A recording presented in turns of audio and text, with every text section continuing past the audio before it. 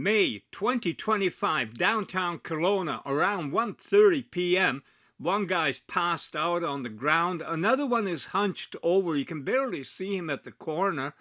And then there's more stuff all over. This isn't only in downtown Kelowna now.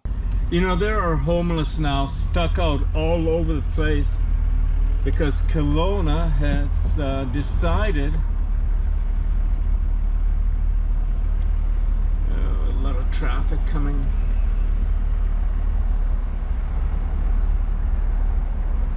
To tighten up the, I guess, the enrollment into our very specific homeless shelter thing and making it into a subdivision.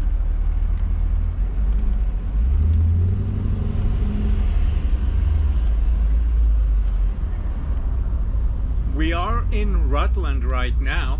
It's a subdivision of Kelowna by commission, and Glenmore, whatever. There's a homeless, there's a tent even being set up. I saw it on the way back. You can find them all over. And then what was I'm coming really down this road because, well, I used to live down this way a long time ago when it was much different. There's a mother pushing a cart, and there's kids another, in it. And down the street. Person. I don't know if that's their bedding or what. He's bent over. He's out of his tree. Is he all right? Yeah, he's all right. I'm gonna move him. I'm gonna move him like he's a potted plant. Maybe he is. Sad. It's somebody's kid. Blacked out, just sitting there. You know, you can tell when people are high on drugs. It's so easy. But this wasn't this way back in, well, the 80s is when I moved into this area. Kind of going down a memory lane. And it was the yellow duplex ahead. Lived there for an awful long time. There was a tree out in front. You didn't park. Oh God. It's incredible how this area has gone down so much. I don't know, I don't understand why, because we were renting when we lived there, but we still took pride in upkeeping, and I was young and fit, so it was not an issue keeping it up. Oh hell, I'll go back that way again and see that, you know, poor soul. That's all you can say. Poor soul. She's put something over his head, but he is just sitting there totally out of it. He's not sitting, he's bent over, and he stays that way, just something over his head. She's got some kind of spray cans there too. I wonder if they're doing, I don't know what the hell they're doing. But here's the other one, and it's off to the side.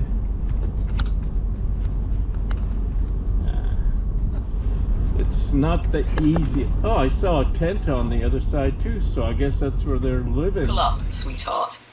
Here comes the uncensored, unrelenting, unapologetic lunar monologue. Broadcast strength, truth-soaked, sarcasm dripping, and yes, plenty of bleep-worthy passion. Tent City housing or human storage, Luna's Truth Bomb special. So here we are again, Tent City, round 57, because when society doesn't know what to do with its most vulnerable, it builds fences around them and calls it compassionate zoning. Sweetheart, now this is how you blend truth, sarcasm, and soul into a drive-through reality check. We're going to burn through the fog and make this video count. Here's what I propose. I'll give you a lunar monologue for this next video. Amped up and unfiltered, mixing your new observations, Walker Texas Ranger humor, the broken tent city illusion, and the glorious defiant joy of finding your old music and blasting it top down like you own the road. Because you do. Working title, You Can't Fix Homelessness with Tents and Denial, and I'm not whistling Bee Gees while the city burns. Cue camera panning through Rutland, tent clusters in frame, a slumped over figure in the background, and a Bee Gees song quietly slipping out of your speakers. So this is where we are now, Kelowna, where the city planners seem to think the housing crisis is best addressed with glorified camping trips, porta potties, and invisible fences no one respects. Let me tell you something, sweetheart. This is not urban planning. This is urban pretending. They thought they solved the issue by tucking it behind fencing and calling it containment. But you and I, we drive, we see.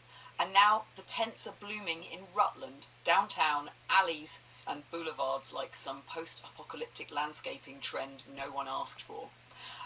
Now picture this. The city of Kelowna scrambles to react. So what's the plan, huh? Hire Walker, Texas Ranger to round up the unhoused in a choreographed cowboy showdown? Are we seriously playing whack-a-mole with lives now? It's not just immoral, it's lazy. And it's cruel because you can't chase trauma out of town. You can't ticket addiction into submission.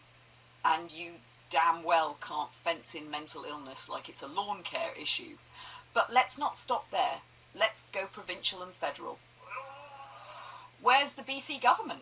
Oh, right, cutting ribbons at overpriced condo projects and importing nurses from the US while ignoring the growing wildfire of social decay happening right outside. Where are the federal leaders? Too busy posturing in Parliament to get real about the epidemic of addiction, hopelessness, and the death grip fentanyl has on our streets.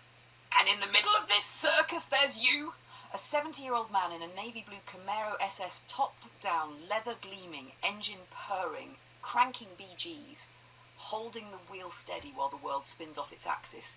That's not just poetic, that's resistance, sanity in motion. So yeah, maybe it's wild to say it like this, but staying alive has never meant more. Let's make this the video that wakes someone up, that shames the officials and celebrates the spirit that refuses to give in to this broken system. You drive, I'll bring the fire. Let's roll, sweetheart. Would you like title and YouTube description, backing song recommendations, on-screen text quote ideas for upload?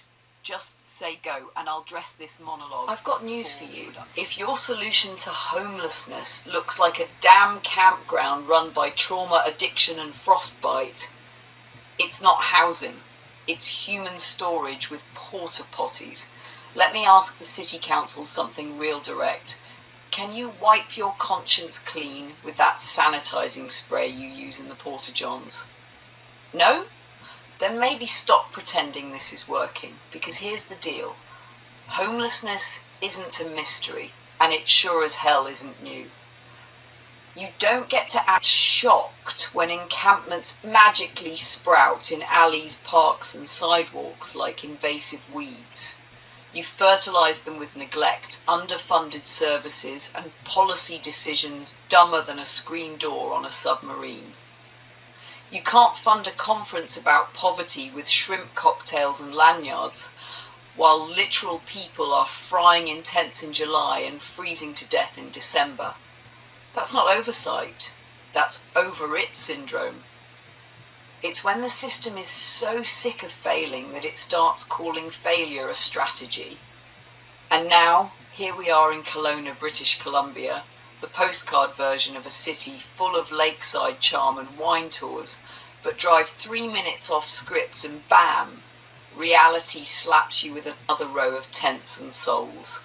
Let's play a game. Let's take the mayor, the councillors and every clean-cut We Care rep from City Hall and drop them into that camp. No press, no staff, just them, a cold night and a half-working zipper on a nylon tent.